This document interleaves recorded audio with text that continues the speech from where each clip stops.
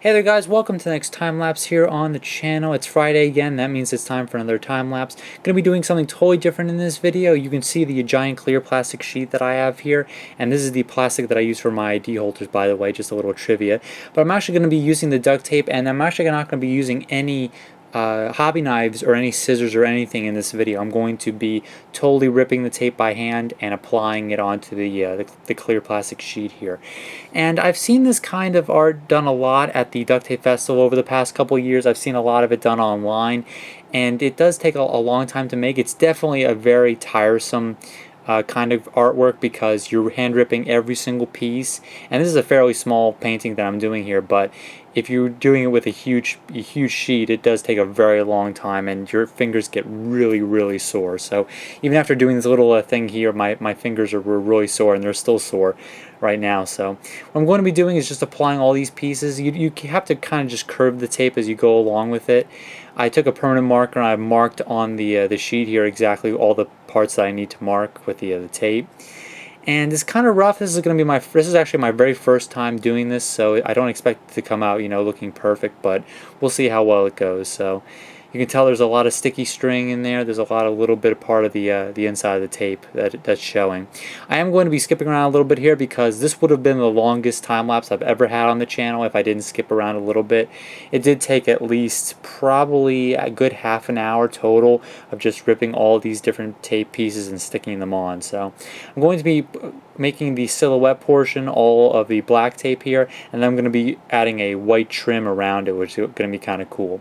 And if you can't really tell, this is kind of like a silhouette of an eagle's head. It's kind of hard to tell because it's almost like a silhouette, and I'm not actually applying them as best as I can, so it's kind of hard to tell, but it's definitely an eagle's head, kind of an eagle's head silhouette, which I found online, and that's what I'll be doing for the video here.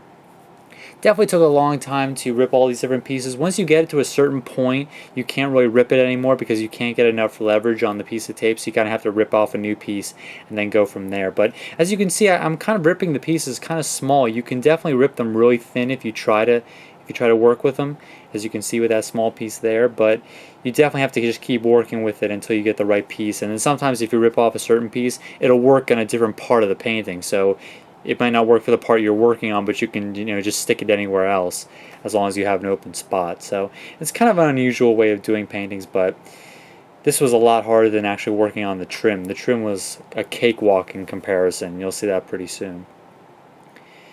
So going to be sticking that on there, as you can see. Now I'm working on the trim, which is obviously these much bigger pieces, and this is actually going to be much easier in comparison. I'm just going to be tucking it around the back.